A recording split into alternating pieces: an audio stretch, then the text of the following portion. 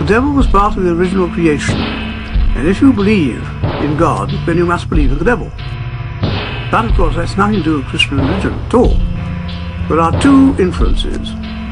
One for light, under which everything grows and burgeons, blossoms, and one is darkness, in which everything decays and dies. And in any part of the world, within the year, the same hours of darkness and light. And you have these two invisible influences striving for the soul of men. We don't know why, any more than we know what is eternity. And you believe that light and darkness, right and left, good and evil, are two absolutely separate but equally powerful warring strengths. powers. And the devil is only just a name for You referred just now to invisible influences. I'm perhaps a bit of a cynic, and I tend not to believe in these sort of things. Why do you believe in them? well, one invisible influence is, for example, the influence of the moon on the tides. There is good reason to suppose that all planets have an influence on us. Hypnotism, which has been proved again and again, telepathy, which is beyond dispute now, dowsing of water, they are invisible influences. How did you first get involved in this interest? Only because I was gassed in the First World War, so I had to give up tennis and all other outdoor sports, so I read enormously, and I read a great deal of fiction, but I also read accounts of Egyptology and all the ancient religions and so on, and became interested in that sort of thing. So when I had written 3 very successful thrillers, I was just simply looking round for a new form of excitement and so on. And it suddenly struck me, well, why not write a book about the black arts, Satanism? And since then, although I've written 60 books, only 8 of my books have been about the occult. But they've all been very successful. You say that today the powers of darkness in its eternal war, the power of darkness in its eternal war with the power of light, is threatening to come out on top.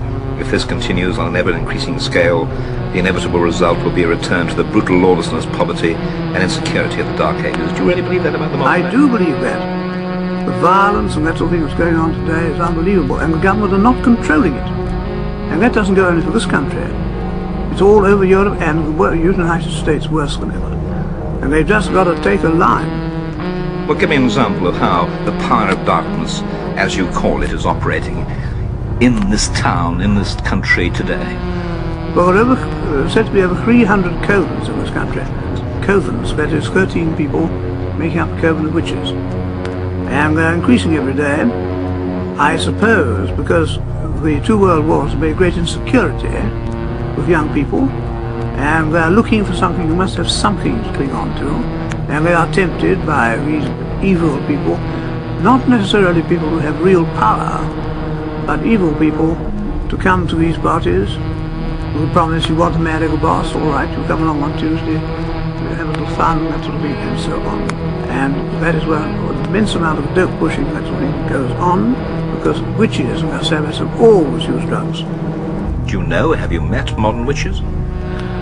When I first wrote my first book on black magic, before I wrote it, I took the trouble to get an introduction to Alistair Crowley, to Rollo Ahmed, to Harry Price, Montagu Summers, all of whom were top boys in that line. And I used to have them to lunch and dinner and talk to them. I had many conversations, but I've never dabbled in it myself, because I am absolutely certain no good can come of it. You'll probably get so interested in this thing, but you neglect your wife, you neglect your job, and that is, if you're weak-minded, you can end up in a loony bin.